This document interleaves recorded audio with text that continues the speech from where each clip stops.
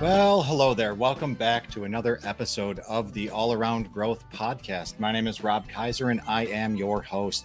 Today is Sunday, January 1st, 2023, and this is episode number 485 of a show where we actively work to fulfill and find our purpose in this life. A show where we talk about a variety of topics, generally focused on what I call all around growth, and a show that continues to grow and change, just like you, just like me. And in today's show, we are ringing in the new year with a live stream on New Year's Day. And for all of those who are watching right now, and for those of you who are in the future listening to this as I record, I genuinely and sincerely hope that you are having a wonderful holiday season. You know, we all celebrate holidays in different ways, but generally speaking, the first day of the year and New Year's Eve is a significant day for many people, marking the end of the past year and the beginning of a new year. And, you know, one thing that's worth mentioning for those of you who are new to the show and or are catching up from past episodes, we've changed things up a bit with the show format. And instead of shows being recorded and released on a daily basis in the mornings, like I've historically done almost regularly for about the past 2 years, we've moved the show to live streams once a week. And we will also be releasing the audio of this in podcast form, just in the same way that everybody out there has historically been listening to the show. So for those of you who are listening and aren't watching via the live stream, that represents some of the differences in the way that this might sound in your headphones or on your speakers, however it was that you listened to the show. Because one of the things that we're trying to do, and when I say we, I mean myself and you, the audience, is trying to, you know, engage a little bit more, make this a little bit more interactive, and less about me, but more about us as a community. The best part about what this has become is the community. And because of that, I wanted to ring in the new year with topics that were presented by you, by the community. And those topics are going to include, and these are all suggestions from everyone in the audience. And for anyone out there who is watching or listening, you know, currently we are streaming on Facebook, YouTube, Twitch, and Twitter. And if you are out there watching right now, I would definitely encourage you to drop a comment, say hello, let us know where you're watching from, and ultimately what brought you here. But the topics that were suggested by the core group of people in the Telegram group, which you can be a part of if you wish, at t.me/allaroundgrowth, we are going to be talking about the happiest moments in our life. And we are going to be talking about something that we're proud of. Happy New Year, Sean. Thanks for tuning in. Again, everybody out there, drop a comment. Let us know what's up. Let us know where you're watching from. And as we continue going through all of these topics, including the happiest moments in our life, something that we're proud of, we're going to be talking about the skills that we're looking to learn. We're also going to talk about the best barter that we ever did. And that will undoubtedly stir up some interesting dialogue. I'm looking forward to some feedback on that. And also the last thing that we're going to talk about, or at least the last topic that we're going to cover, is a little story that I have, which involves feeling stupid to learn stuff. And that is something that I have come to believe more than ever is that in order to learn, in order to grow, we have to share the fact that we are indeed ignorant of that which we are trying to learn. So, as we continue churning through all of these topics, I would definitely encourage you to share your own stories in the comments. And I'd be happy to share your comments out there and just create an environment that is conducive for all of us to ring in the new year in a way that might be a little bit different than normal. And the whole idea of this is to share, to inspire, to motivate, and grow. And that's what this is, all around growth. That is what we do here. Happy New Year to everybody out there on Facebook. I am not entirely sure if you are watching on Facebook or any other platform outside of YouTube, please drop your name and let me know where you're listening from so we can all know who you are, because the way that this current streaming platform is set up at this time, my own ignorance of this particular platform does not give me the ability to know, unless I'm monitoring multiple things at once, who is commenting from where outside of YouTube. So if that's you and you're watching on Facebook, or if you're watching on Twitch, or if you're watching on Twitter, by all means, drop a comment, say, this is who I am, this is where I'm from, and let everybody know you're out there. Say, hey. So before we get into everything, I do definitely want to take a moment to mention the show sponsors. First and foremost, the show sponsor that makes this possible in the format that it currently is Food Forest Farms. And Food Forest Farms is the home of air-roasted specialty coffee, a fun HipCamp, and a cozy Airbnb. And I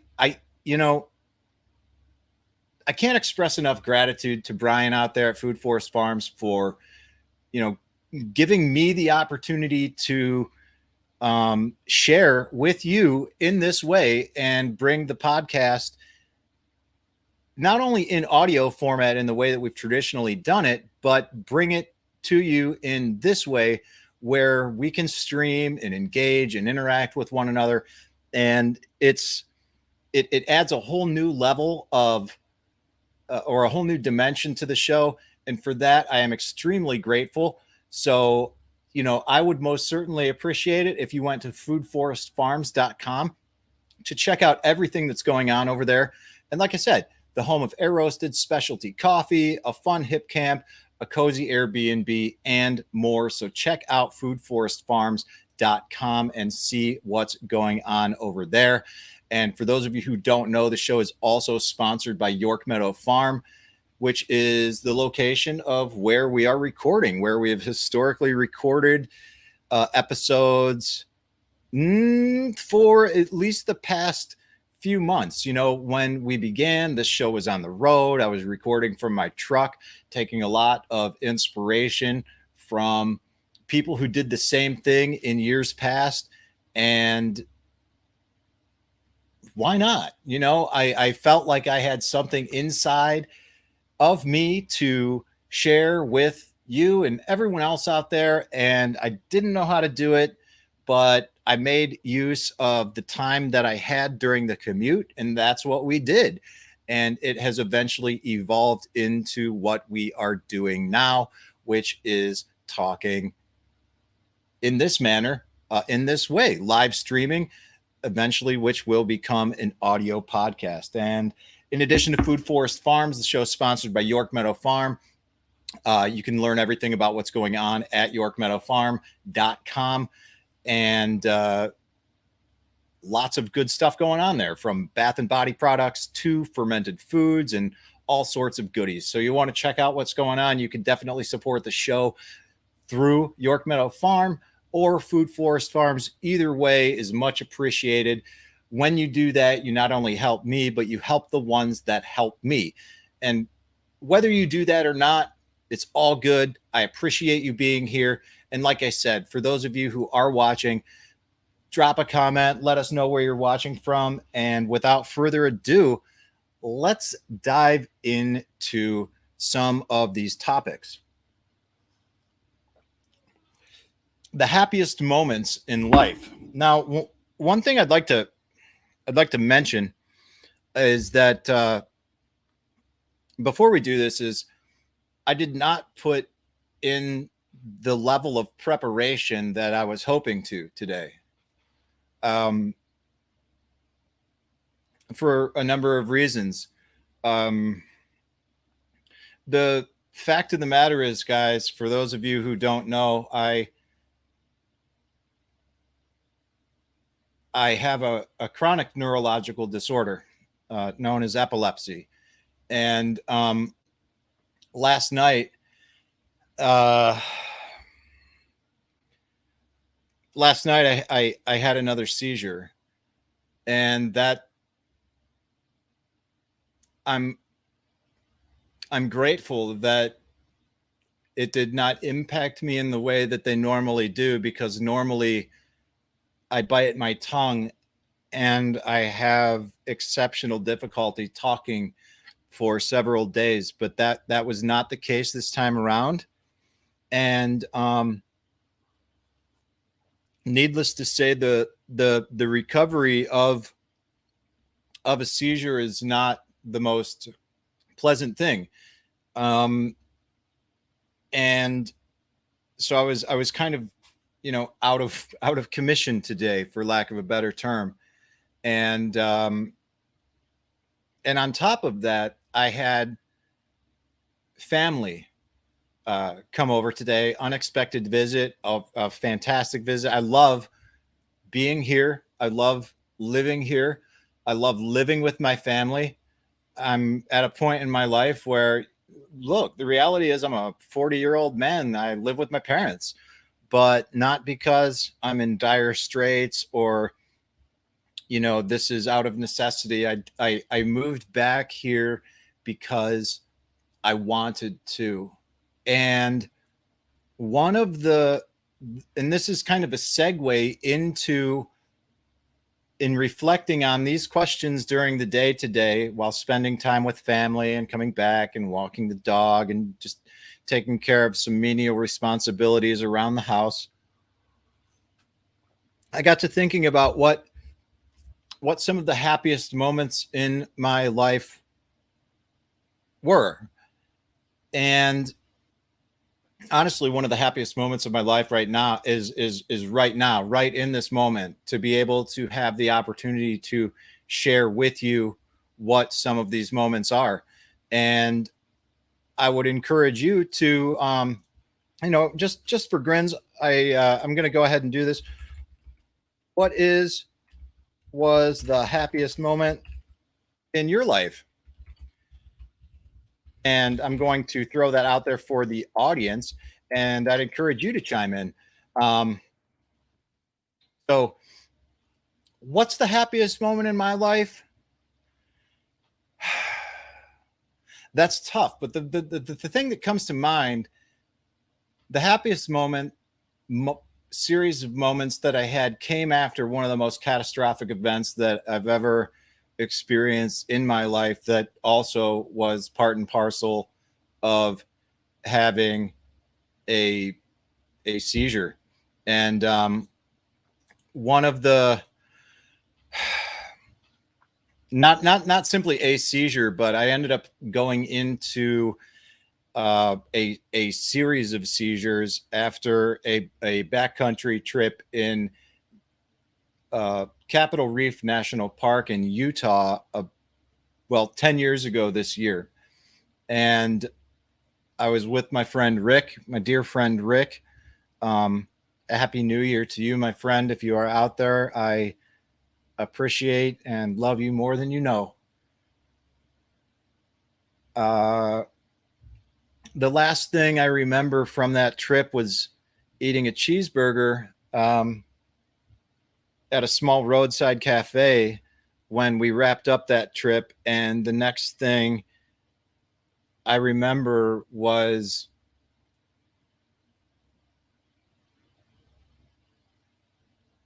waking up in the neurological intensive care unit in a hospital in Wheat Ridge, Colorado. Several days later, I had been in a coma, a medically induced coma, because I entered a state called status epilepticus. And that may not sound like a pleasant experience, but that did lead up into one of the happiest moments of my life. And what I mean by that is, at that time, I was, I had come out of this coma, and Rick had coordinated with my family, and my brother took care of everything, all the arrangements for my mom to get out there to be with me in the hospital, because we didn't really know how all this was going to shake out. I've had a couple close calls on account of what happens when you have a seizure in an area where you're not really supposed to have one, whether that's on the highway behind the wheel, or in this case, 8 hours into the backcountry from a big city and a hospital. But after that time, I happened to be in the middle of a project working on a short-term gig, which was part of my original exit strategy while I was living in California, something that I put together to ultimately move back here 10 years ago to help my parents grow this land, which, this barn, this office that I'm sitting in didn't exist. The cabin where we all live was not built. There was nothing here. This was raw land. And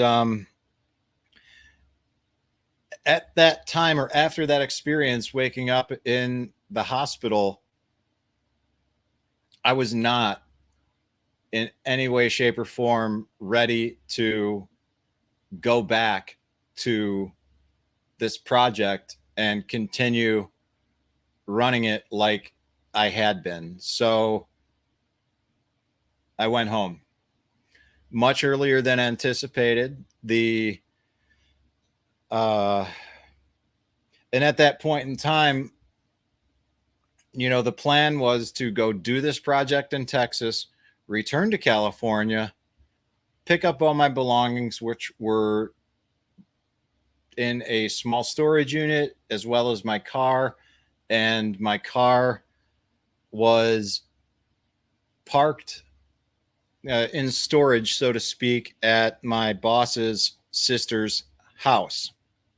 Now, returning to Ohio on such short notice ultimately meant that I had possessions and belongings in California, in Texas, and also here in Ohio, where I had started shipping my belongings. But for a period of almost 2 months, I had nothing. Everything in my life was scattered and in 3 different states, and I had no idea how I was going to pull it off to get back here and start over again. And this is all a little backstory into one of the happiest moments of my life. My sister at that time had a job that required some travel and attendance at trade shows and conferences and things like that.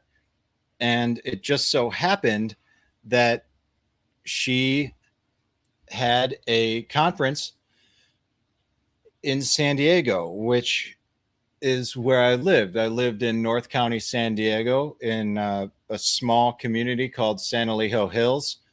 And that was in San Marcos technically, but right in the corner near Carlsbad and Encinitas. And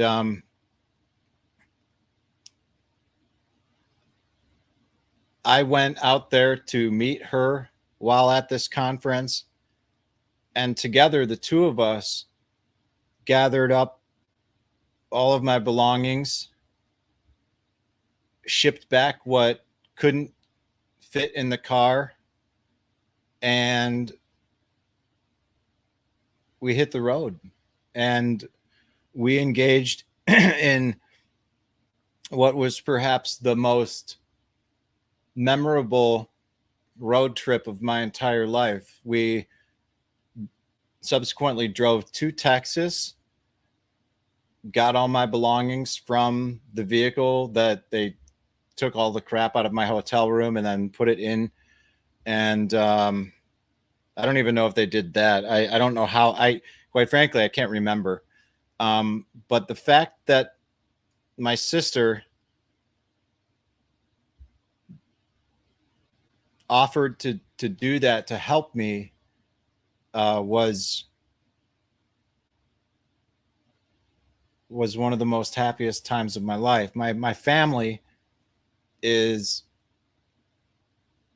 always there, always has been, and that is happiness. That is a level of joy that's inexplicable. I can't, as you can tell, I'm having some difficulty articulating that. And, I would, again, for those of you watching, I would encourage you to drop a comment and let us know what the happiest moment in your life was. And let everyone know, this, share the good in your life. Because when we do that, I do believe that we can lift others up who may not be where we are. And even if we don't have the ability or the power to do that ourselves, we can really create an environment around us that allows that to happen naturally. And so my family is the big contributing factor that's led to some of the happiest moments in my life. And I'm blessed because not everyone has a family like I have. I know some of us in the Telegram group, we talk about our families a lot. And again, for those of you who are interested in what the Telegram group is all about and want to participate in some of the behind the scenes discussions, you can learn exactly what's going on at t.me/allaroundgrowth. But I know that some of you guys out there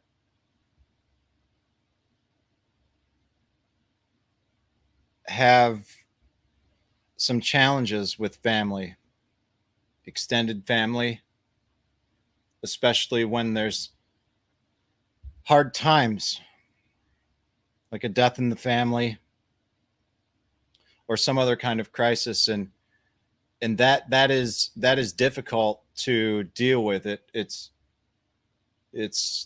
makes it really hard to see the good times. It makes it really hard to understand what happiness is and can be. And this isn't, I don't say that to point out the flaws in everyone else's family because mine's so awesome. No, not at all. I say that because when I hear your story,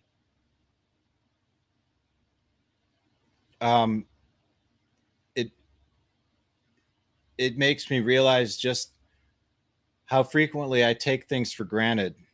And I think we all do.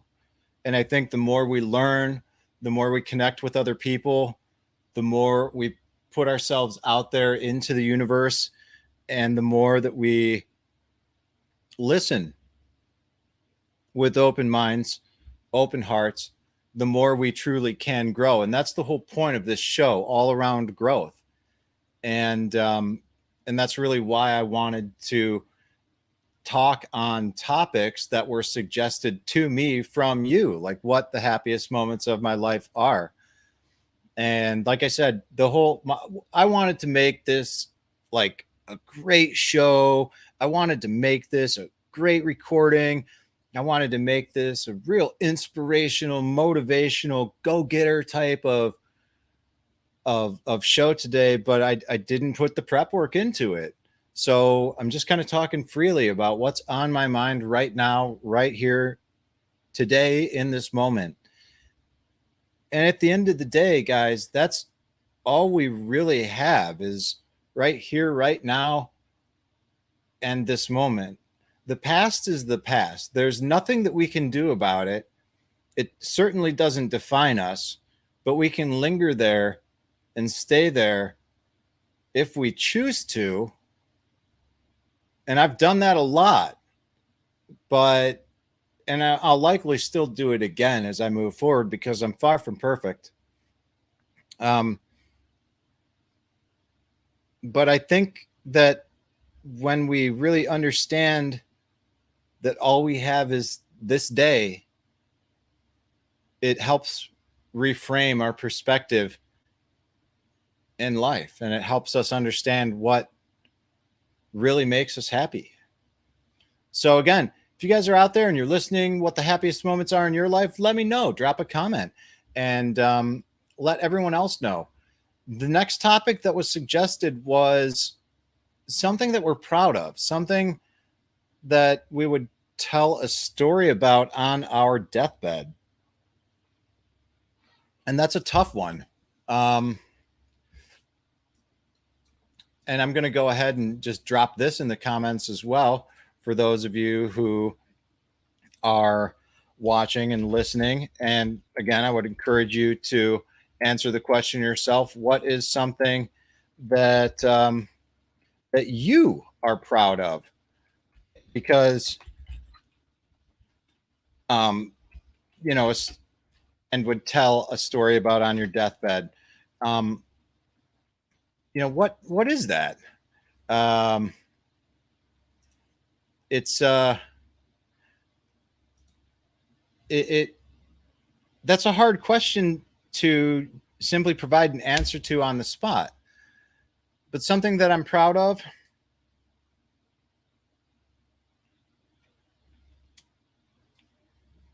is a recent decision that I made to engage in what many people call the Great Resignation.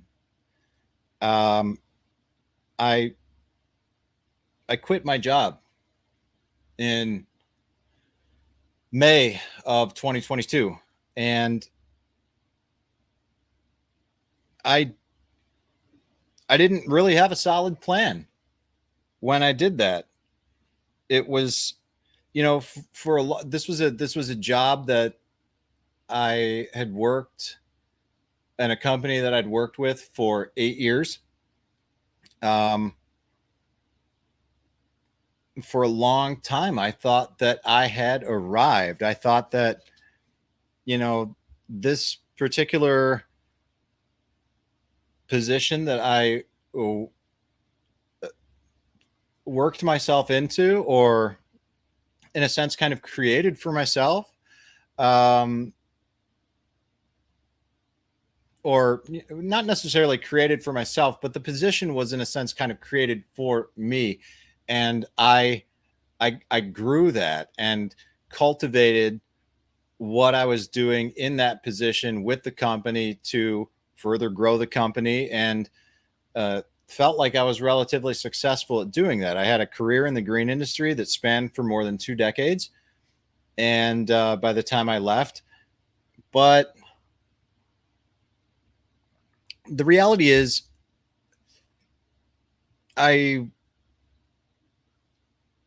things change in life. And all of a sudden, I realized that the decisions that upper management was making were not necessarily in line with the direction that I thought the department in which I actively managed should go. And I realized I wasn't a good fit anymore. And rather than try and force it, and rather than try and continue going along to get along, I simply resigned without a plan. Now, the only reason I was able to do that the way that I did it was because I had implemented Financial Peace University into my life. I followed the baby steps exactly as written in the book, Financial Peace University, and as outlined in the program, Financial Peace University, including charity and tithing. That was something that I did not do for quite some time. And it's the pride that I take in this story is not because I give to charity. No, it's that I took a risk and I took action on something that I had no idea what was going to be the outcome of the actions that I took. And that's a scary thing. You know, that was a terrifying moment in my life, because I knew that if I didn't take action at that time, that the likelihood of me taking any action in the future would continue to decline and decrease. So I did it. And I ended up working for a couple weeks with someone else, and I managed to get fired from that job. And I'm not necessarily proud of that, but clearly the way in which I operate wasn't a good fit for them, and he let me go. I don't like to say that I was fired, but the reality is I don't really know how else to spin that. That's kind of what happened. I got fired from my first attempt at employment outside of something that I actively pursued. This was an opportunity that was presented to me. I took him up on it, and I didn't perform according to the expectations, apparently. So he let me go, and that led to me saying, well, now is as good of a time as ever to move forward with my parents and help grow this business that my parents have been working on with the farmers market and the little endeavors that are going on here at York Meadow Farm. So in June, I went full time, and I haven't looked back. I take that back. Now, I'm not fully employed here by the farm or at the farm. I'm self-employed. And the farm is my biggest customer and where I put the majority of my time, effort, and energy. So in a sense, it's more like my family is my customer, but within a family business and a very small operation, the waters get muddy quite frequently, and it's sort of hard to navigate. But that's something that I think I'm most proud of, is the ability that I had to move forward and get comfortable doing something uncomfortable. And over the past 7 months, I've become increasingly more comfortable being uncomfortable, because that's what it takes. Whether you're self-employed or employed by someone else, or whatever the case may be regarding your employment status, if you're not comfortable being uncomfortable, then get comfortable with mediocrity. Because if you're not going to be uncomfortable and if you're not willing to go there, then you're never going to change, and you have no excuse for complaining about the current situation that you find yourself in, because that's what I did a lot of. And when I finally took responsibility for my own life, I realized that I had no one else to blame other than me, because everything in my life was a direct result of the decisions that I made and ultimately the actions that I took. So I'm proud that I decided to walk away only after doing the necessary preparation. And that, my friends, is a story I would be telling someone on my deathbed. Not to fear the unknown, but to embrace our ignorance in order to learn and in order to grow. And embracing the ignorance is a little tease of what the last thing is that we're going to talk about, which is feeling stupid to learn stuff, but we'll get to that in just a second. So as far as the next topic that was suggested from the audience is concerned, it is the skills that we're looking to learn in 2023. And that's a tough one, because for a long time, what we talked about on the show and the intro to this show was providing tools and insight to build the life and homestead of your dreams. You know, I gave everybody the impression that I'm this homesteader, that I'm out here making it happen. Maybe some people might see it that way. I no longer do. When I first moved back here and I first started engaging in activities to grow this homestead, and you know, I did a number of things that other people were doing because it seemed like the right thing to do. And I was chasing someone else's dream that was not my own. And like, for example, I built a big high tunnel, did the whole market gardening thing for a couple of seasons, spent way too much money that I didn't have, went deeply into debt again. And, you know, all of this, trying to be someone I wasn't, trying to do things that weren't me, that led me along the path of burnout.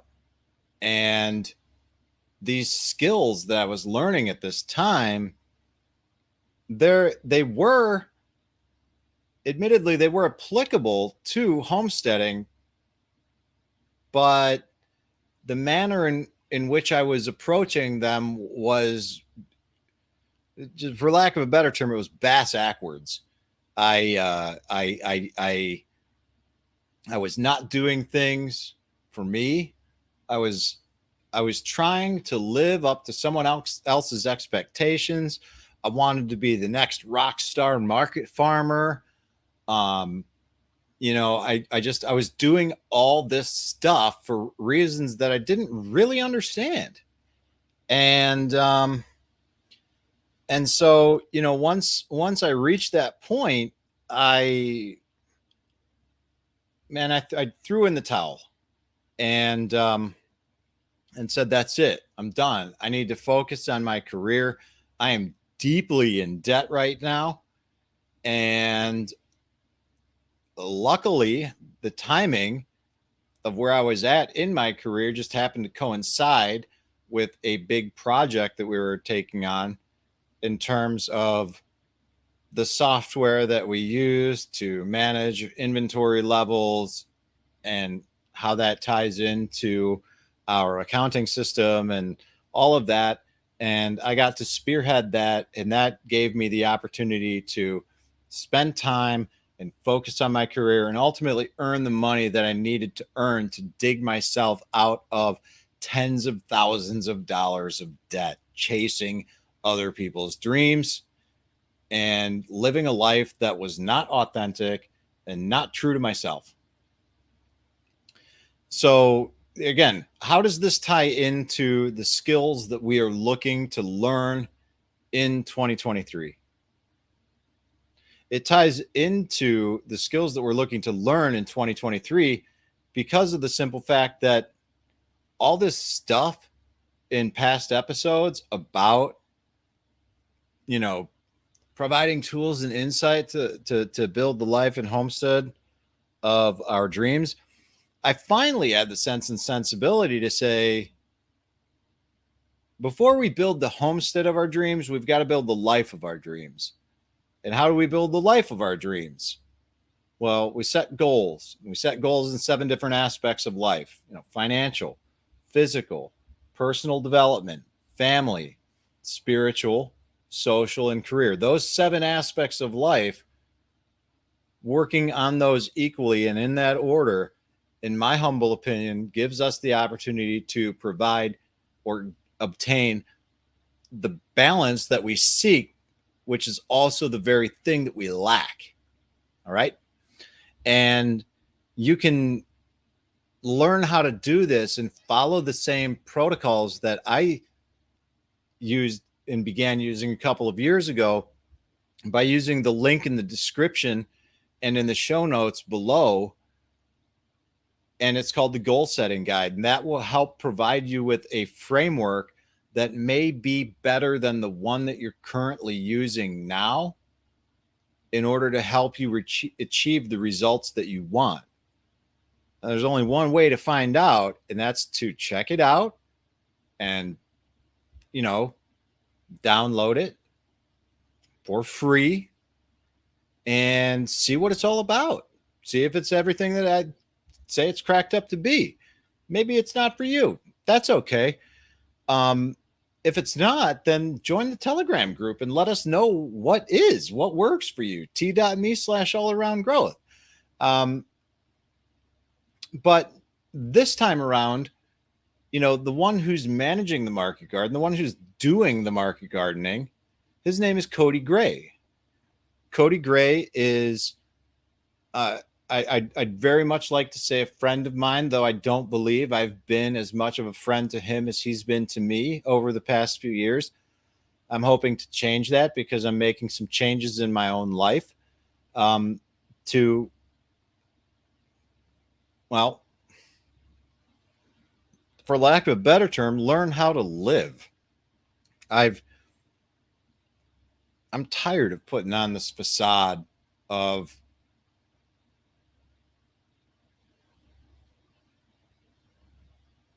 whatever it was that I was doing. I'm just tired of putting on this facade. I'm tired of wearing this mask. I'm tired. Dude, I'm just sick and tired of being sick and tired. So this year, it's not this year. This isn't a New Year's resolution, right?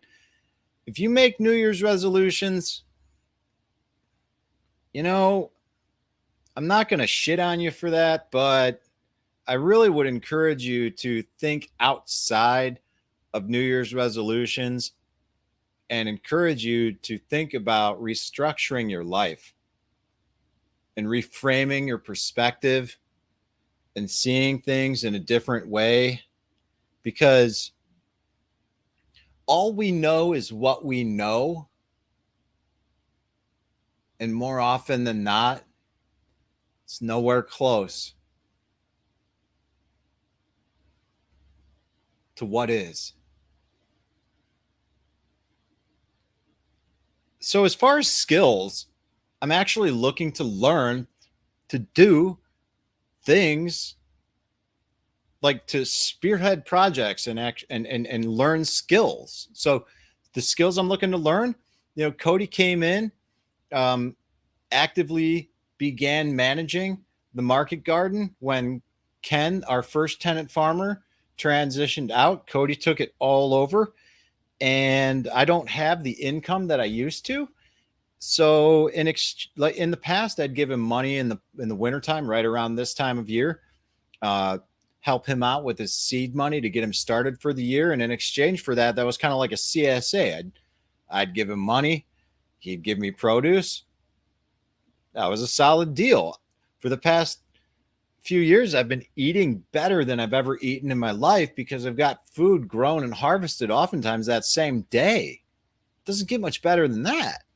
From land on which I live. Now, I may not be the one that's doing the harvesting. I may not be the one that's selling the produce, but this year I do look forward to learning what Cody's learned, some of it at least, over the past, I don't know how long Cody's been doing this. I believe he's been in the market gardening game for 10 years at this point. So, he's got a pretty good foundation, and he does a lot of things that are a little bit different than the standard market gardener. And so I look forward to learning that. I look forward to increasing my skill set with regard to plants, the cultivation of food, and ultimately just simple skills like basic woodworking and things like that. Now, we did a lot of that when we built the cabin, when we built the barn, when we built this office that I'm sitting in right now. I did a lot of helping. My brother was the one that did a lot of the planning, the logistics, the measuring. I was and am a darn good gopher. I like to think of myself as an excellent assistant. But we've got benches out there by the high tunnel that are simply degrading. They're rotting. They're benches that I bought from the neighbor across the street many years ago before he moved. And it's time to make repairs. Oh, and that reminds me, I need to take out the wax cylinders in the high tunnel to prevent them from being damaged in the freezing temperatures. And I'm going to actually jot that down somewhere now, because if I don't do that, I didn't do it last year, but that is something that needs to be done. And these wax cylinders that I'm talking about are about this big, the size of a pen. And when the wax in them melts, it actuates a lever that opens and closes the vent. So these things are temperature regulated and but require no actual electronics or any control mechanisms outside of the wax in the cylinder. And when that freezes, it can potentially cause them to crack. So, just in terms of skills, there's simple homesteading skills that I need to learn, including basic woodworking, some chainsaw work, things that I'm not entirely unfamiliar with, but skills that I need to grow and refine. So it's less so about what skills that I'm looking to learn, but it's also more on dialing in that which I know and being receptive to learning that which I do not. And, in terms of being receptive to knowing that which I do not, that leads is almost another tease into the final question, which is or story time rather, which is feeling stupid to learn stuff. But before we get into that, we're gonna one of the questions that was presented to me from the audience was the best barter that we ever did. And I like the act of bartering. I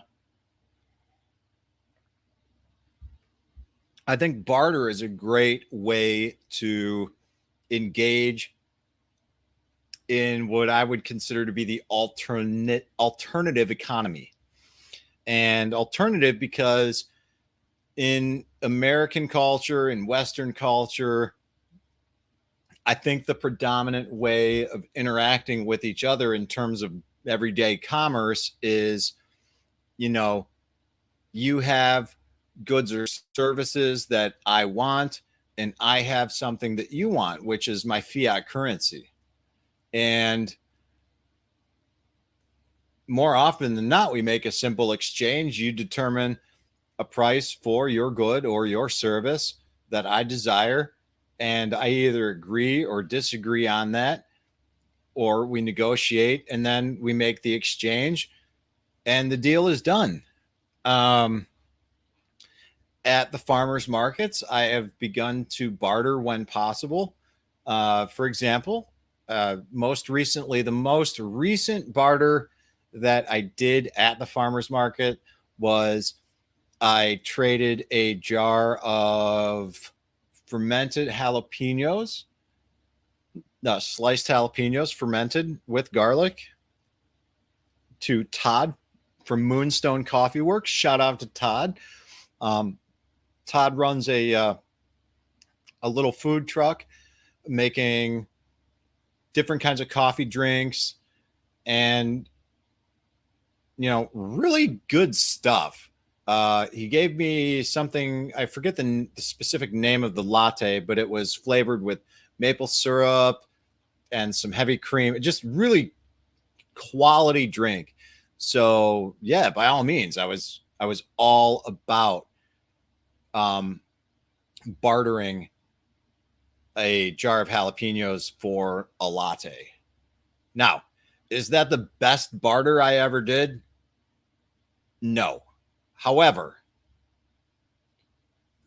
I don't necessarily feel at liberty to publicly disclose what the best barter I ever did was, for reasons I won't disclose here.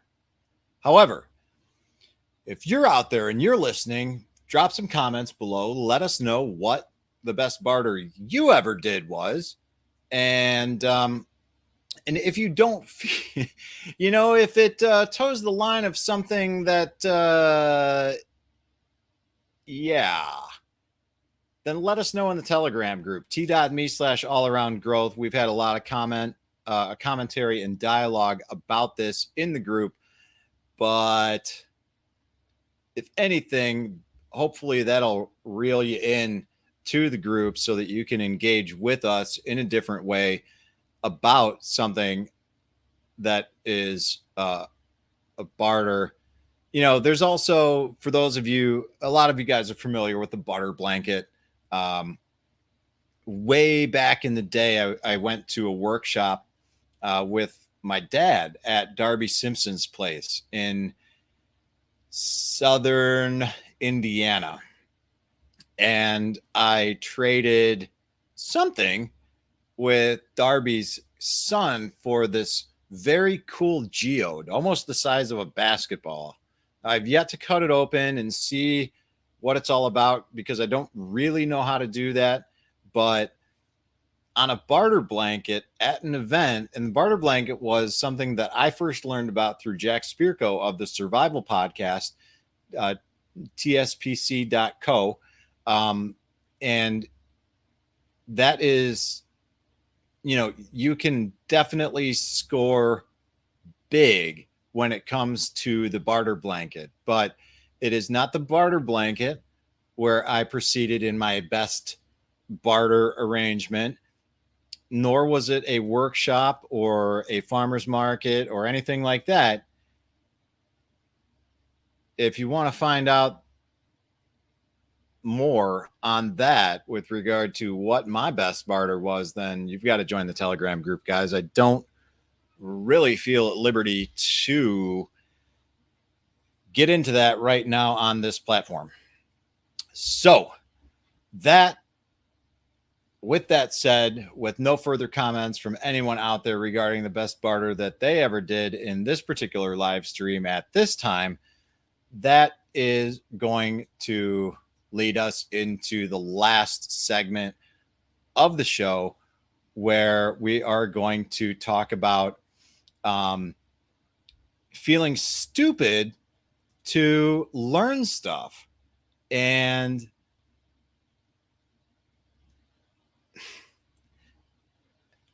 this is just a story. Like I said, we've got to embrace our ignorance on what it is that we don't know about, if it is that we want to grow and learn and evolve. Because if we're not doing those things, we're not necessarily doing it wrong, but we could be doing it better. And what it is life. And, for those of you who don't know, for those of you who are new, I'm not a gun guy, but I do own firearms. And and my family owns firearms. I'm not a stranger to them by any means, but it wasn't until I was in my mid 30s when I actually proactively purchased a firearm for myself for the first time. We didn't really have guns growing up in the house. It's not like we were opposed to that by any means, but my father was in the service, and that just, I think, now I can't speak for him at all, and I don't plan on it, but I think when he was overseas in Vietnam, I think he saw what he needed to see. And we lived in, I grew up in a relatively safe neighborhood, in a safe suburb, and there wasn't a whole lot of crime around. But when my dad was growing up, my uncle hunted and trapped, still does, and so it's not like we were strangers to any of this. And we shot as kids sometimes, here and there, and it was always something that fascinated me, but I was never really around it that much. So when I first started acquiring, firearms, it was when I moved back here and we had land and we had property, and I felt like the best way to have what was needed on the homestead was to have a variety of firearms, each with their specific application, right? A handgun, which would serve as like an everyday carry gun, which at that time I, went through and obtained my concealed carry permit, which is no longer necessary in this state.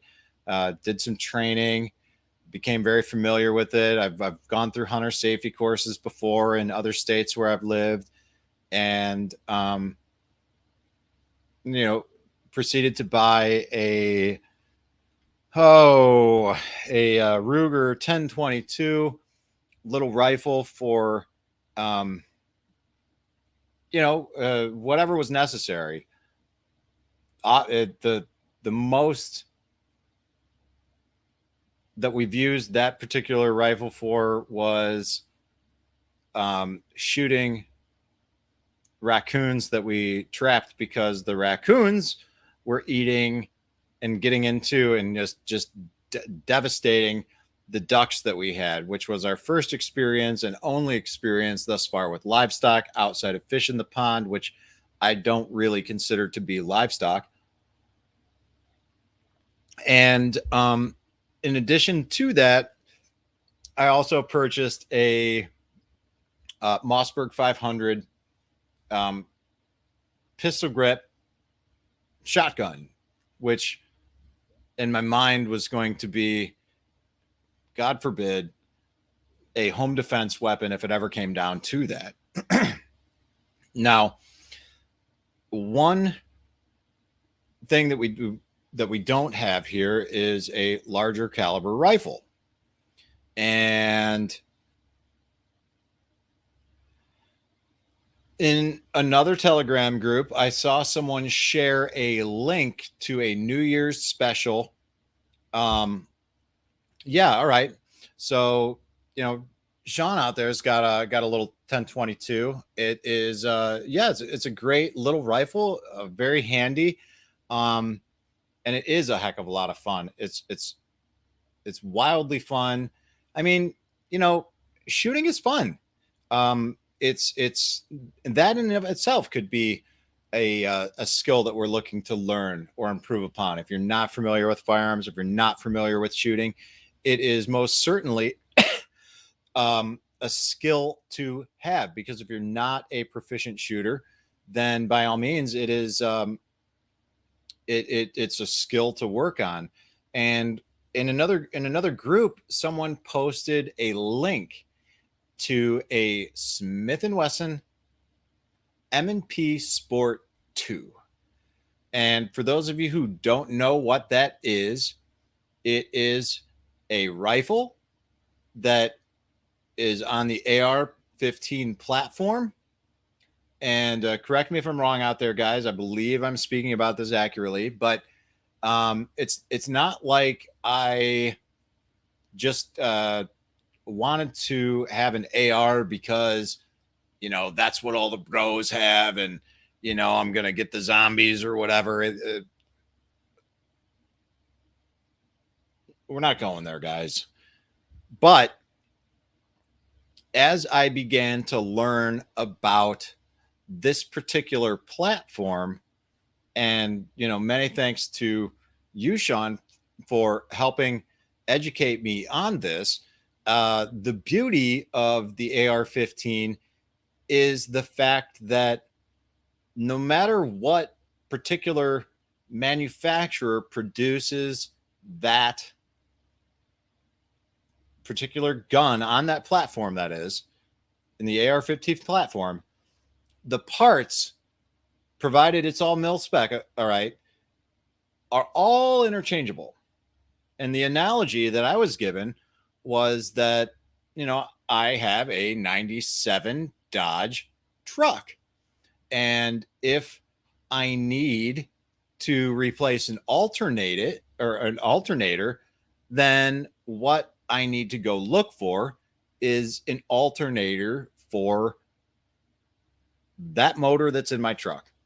And I can put that alternator, whether it's my truck or your truck or dad's truck or the neighbor's, that alternator is going to fit, provided it's, a Dodge and it is that same motor, and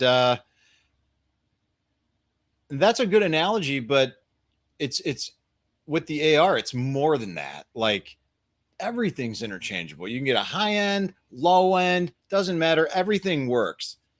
Parts are always going to be available because the firearms are readily available now. They always have been, and most likely they always will be. What's going to change is the price and the fluctuation. But I saw a good deal and I thought, that's it. This is the time. That's a solid I need to take advantage of this while I can. So I decided that I was going to do exactly that. And I went down to my secret little cash stash, which is not at the bank. And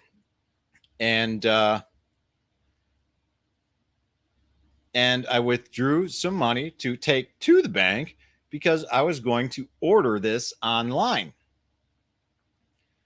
And on my way to the bank, I decided that I was going to stop at a local gun store and do two things. See if they had any alternatives that might be available, and also see what the transfer fee would be, because it you know, when you're buying a rifle, you've got to have it shipped to an FFL and a dealer, so that all the paperwork can be taken care of and the purchase can be made legitimately. All right.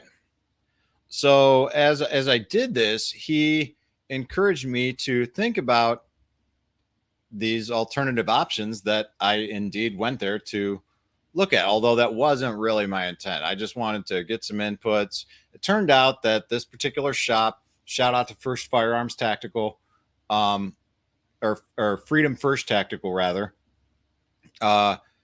new shop down the road. Shout out to Kyle down there. Really good dude.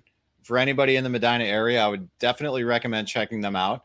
But he was straight up and honest with me, told me that he's got, very reasonable transfer fees, and the lowest around, because in his opinion, transfer fees are stupid and unreasonable, kind of an infringement on our freedoms, if you will. He didn't say that. I'm totally paraphrasing, but that was the gist I was getting from him. And he also encouraged me to look at some other options there. Now, at that time when I went there, which was last Thursday, I believe, I was not listening as deeply or as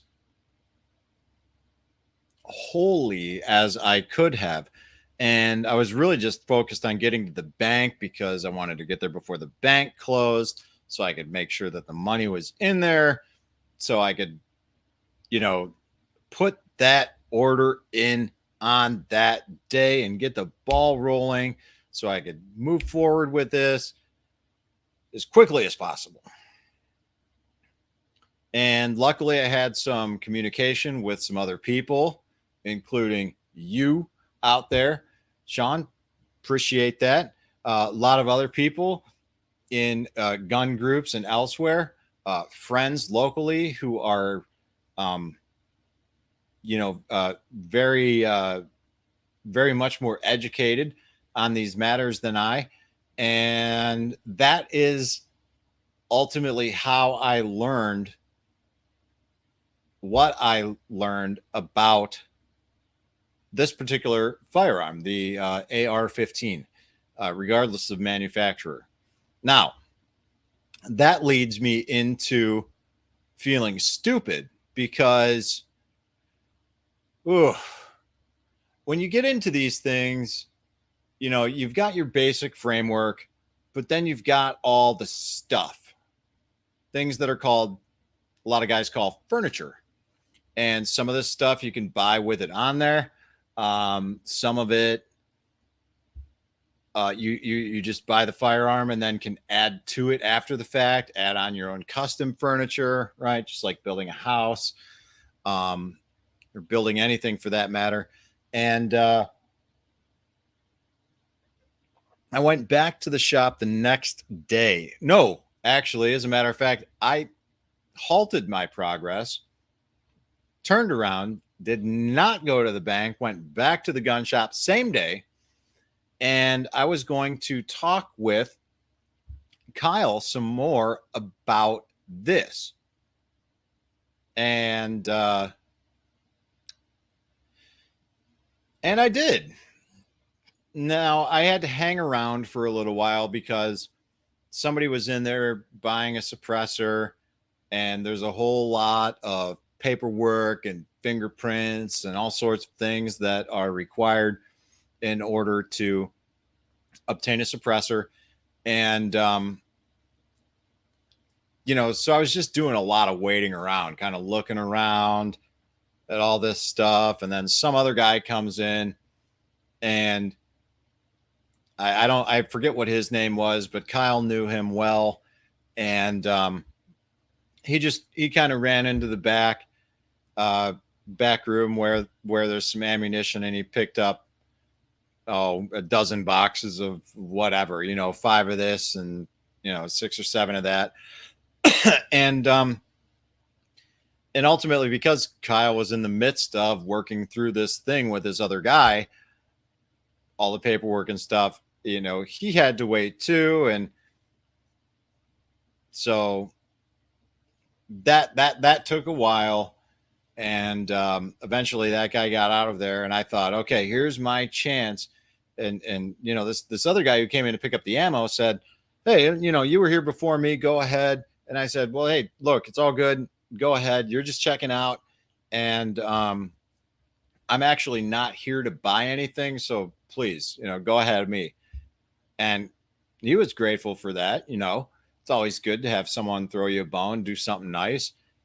The reality was, I just wanted this guy gone because I was about to ask some dumb questions, and I didn't want to look stupid in front of anybody else. However, this guy didn't leave. All right. So here I am.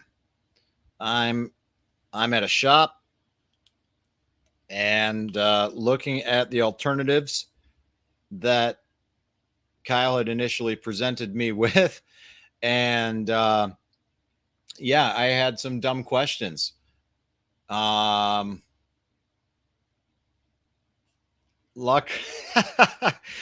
which way the bullets go in. Yeah, do you put them in the front end? I mean, yeah, the reality is, this guy wasn't going anywhere.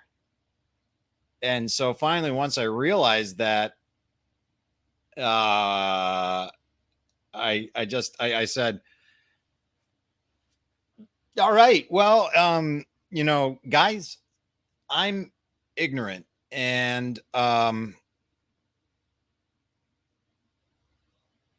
if you're here, I might as well seek your input too. And so here's the deal. All right. I'm looking at a rifle on this platform, and as far as I can tell, this is how it works. And I said a lot of the things I said already, so I'm not going to repeat myself, but interchangeability of parts, things of that nature. And these guys were all like, yeah. That's how it works. That's the beauty of it. And it was also approaching closing time of the store. Thank God. Because as I was asking these questions, I'm feeling overwhelmed at just how ignorant I am. And I'm realizing that if I want to learn anything, then I'm going to have to embrace feeling stupid. So I did. And I'll go back again, most likely sometime this next week when the store opens. So, I can avoid as many people as humanly possible. But I will say this. One nice thing, being a small business owner myself now,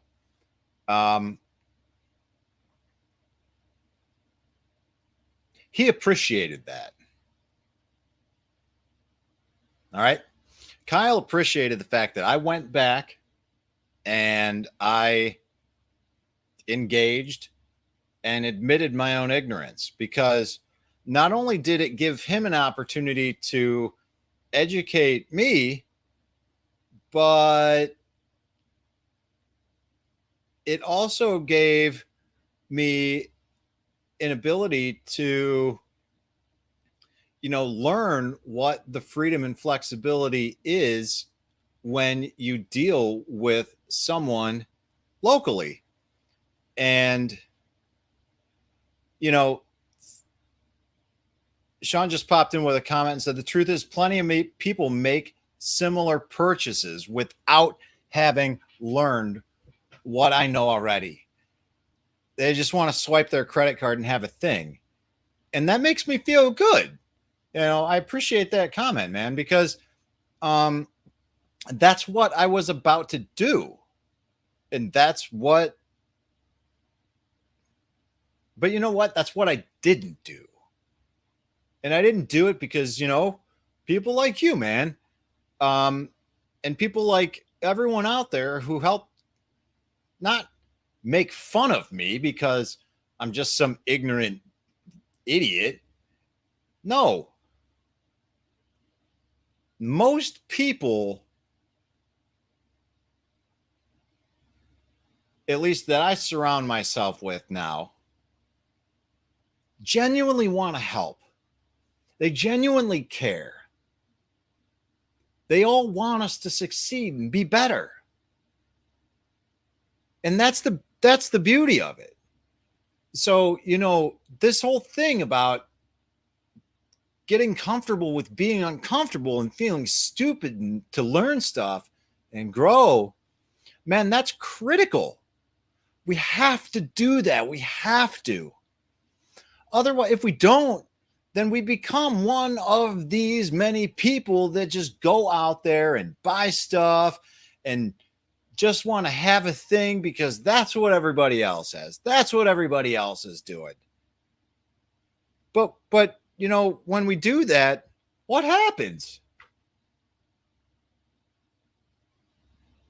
More often than not, the one thing that does happen is regret.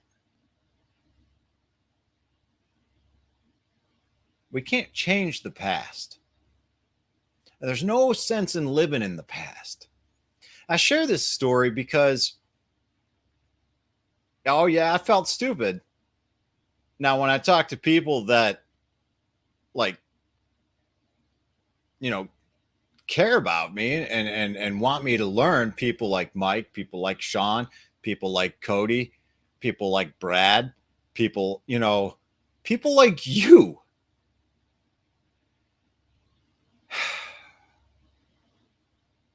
It makes things easier because ignorance is not something to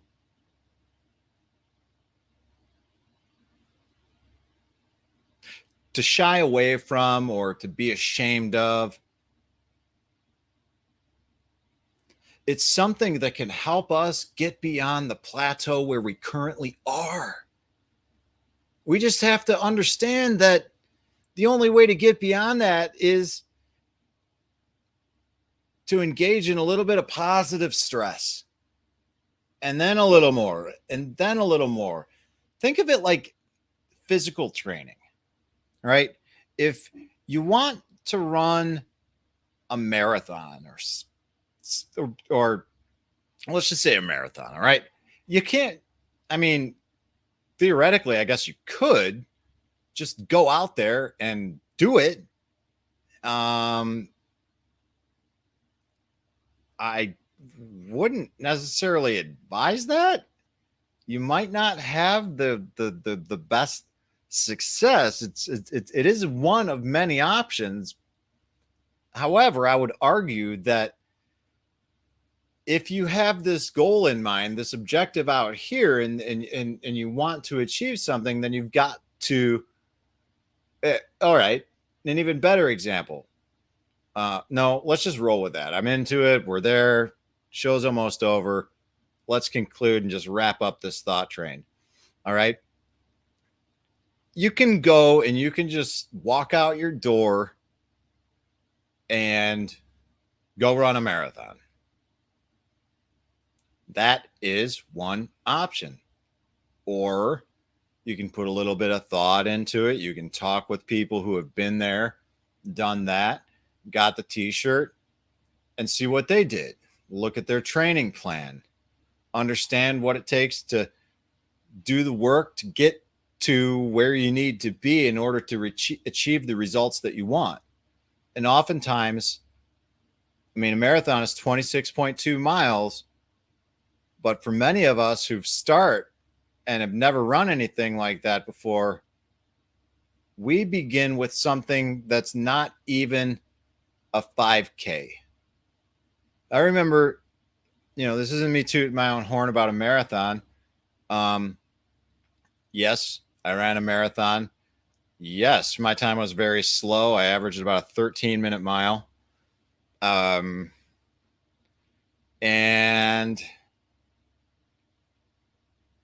when I decided that I was going to do that, I couldn't even run a half a mile. It took me a long time to get to the point where I could actually accomplish that goal.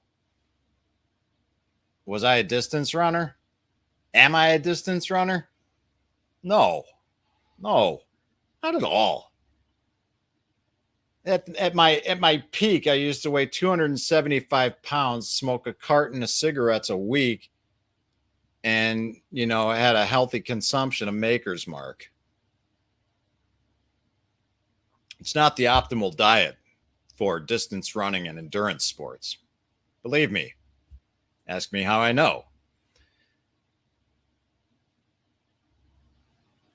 Now, it's a lot less intimidating to learn what you need to do to go from our current state and to accomplish something or to move in terms of accomplishing a goal like a physical goal like a marathon. Now, if I were to engage in something I've never done before, that I've no particular experience in, for example, if I were to try and make something like this coffee mug, there's a lot that goes into this. This is my favorite mug. This was given to me by a girlfriend of mine in the past. It's still full of some hot cocoa here. I can't really show that off on the screen, but I can too a little bit. But I would find someone like that who has listed their signature on the bottom of the mug and say, "Hey, where do I begin? I want to do this. I want to make something like this." So I presume it involves, finding the right clay, the right product, the right materials, forming it, allowing it to dry properly, kiln drying it, firing it, glazing it, painting it, all these things. The correct order of operations is something I'm totally unfamiliar with. All I know how to do is put coffee and, in this case, hot cocoa in this thing and enjoy. But I don't know how to do that. And if I ever wish to do something like that, then the best way, and as far as I'm concerned, in my humble opinion, you guys may disagree with this, I don't know. I believe that the best way that we can, feel that we can learn stuff is to embrace the idea of feeling stupid. Because I think what's more stupid instead of doing that and embracing your own ignorance. There's nothing wrong with ignorance. Ignorance just means lack of knowledge, right? I'm ignorant of something. It's not a degrading term. It's not that at all, but we view it that way, with the way that, we talk about ignorant people now. Ignorance is what it is. And unless we embrace that, again, we're not going to get anywhere. And I used to work for this guy. His name was Ray. Old Ray used to say, "Rob, if you're not growing, you're dying." What? Now, he was a Marine. I'm sorry, is a Marine. I've been corrected on that too. Marines are always Marines. All right, respect. But man, when he would say that, if you're not growing, you're dying. They used to really grind my gears, man. And now, I don't necessarily find myself saying that, but it is something that I believe in. And the only way that we can grow, one of the ways that we can grow effectively, that is to embrace our ignorance, admit it to other people, and realize that that area of our life that we're trying to manage, we can't. So we seek the wisdom and knowledge of others to guide us in the direction that we need to go to accomplish what it is that we want. So,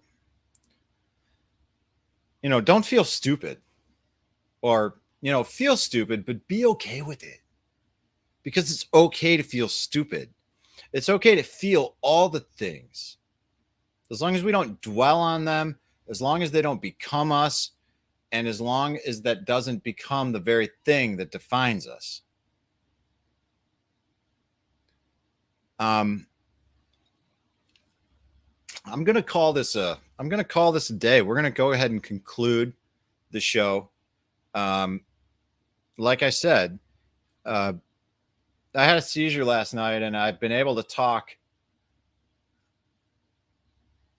relatively well for the day, but for sitting here yammering for almost an hour and a half, I am realizing that my tongue is a little bit swollen, and it has gotten a little bit swollen, more swollen, the more I sit here and yammer.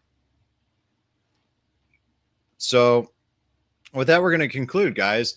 I hope that you enjoyed the show today. I hope that you enjoyed these little reflections as we talk about the happiest moments in our life. Well, let me rephrase that. I hope that you enjoyed listening to me talking about the happiest moment in my life, and some of the happiest moments in my life, something that I'm proud of, some skills that I'm looking to learn this year, talking about bartering, and then ultimately feeling stupid in order to learn things. I'd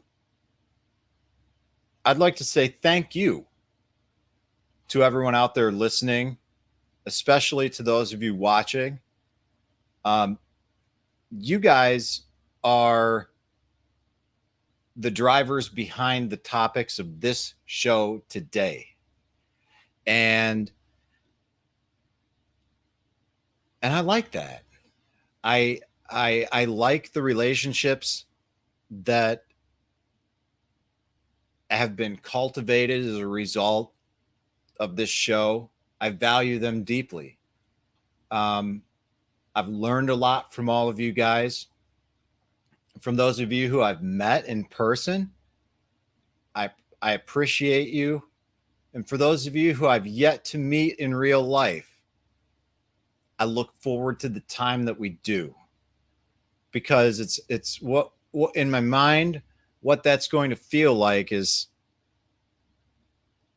almost like an old high school reunion, except better, because we've all connected in the ways that we have for reasons that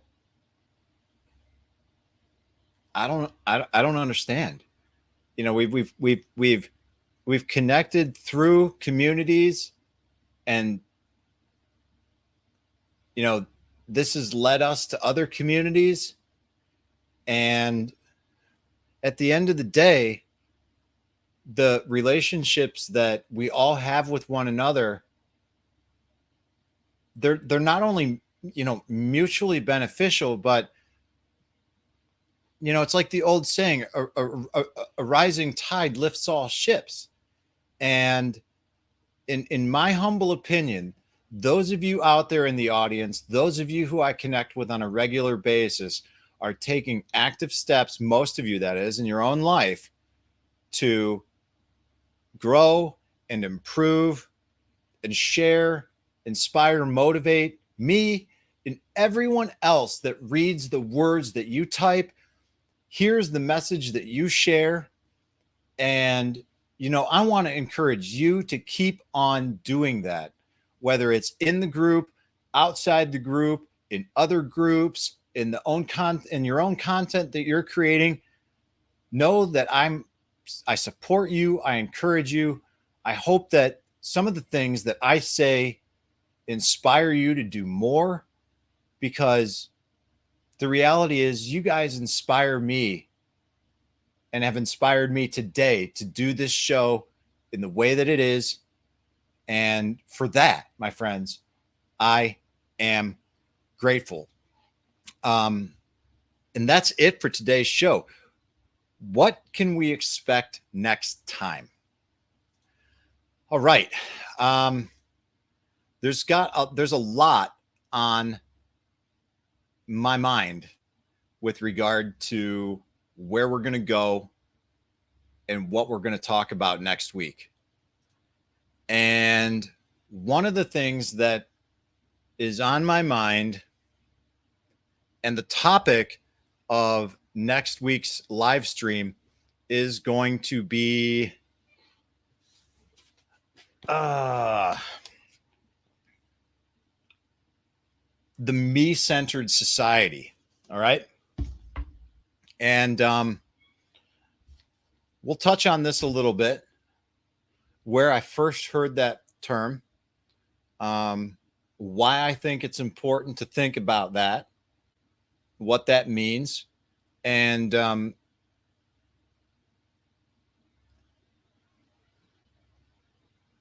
impact that this me-centered society that we are actively living in, like, this isn't something that's happening. This is the reality that is our life right now. We are surrounded by it. So what do I mean by that? Well, you have to tune in next week to find out, because I'm excited to talk about this, because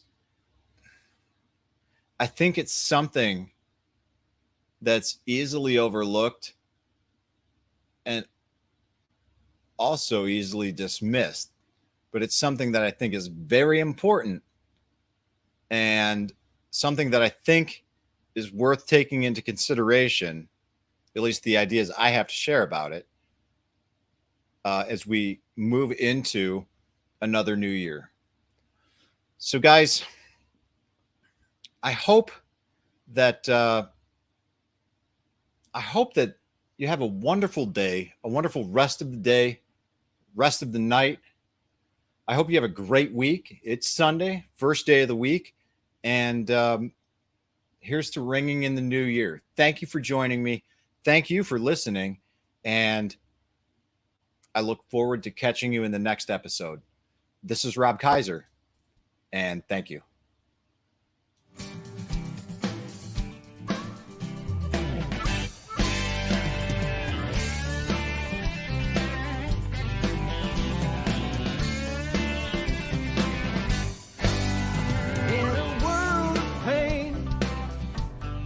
What can I do?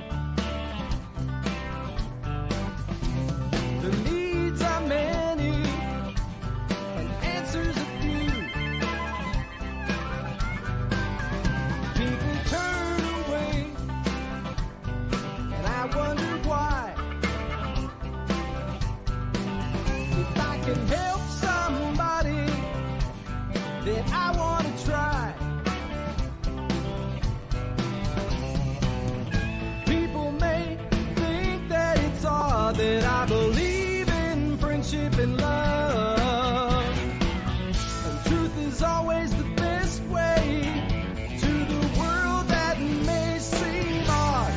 I'm an odd fellow. I'm an odd fellow. I'm an odd fellow.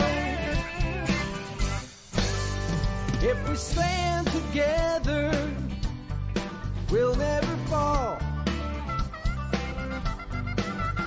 We can make a difference and answer the call. You know the times are wasting every day,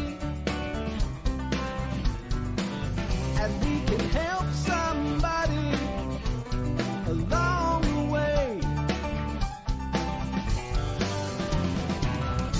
People may think that it's odd that I believe in friendship and love. Truth is always the best way to the world that may seem odd. I'm an odd fellow. You're an odd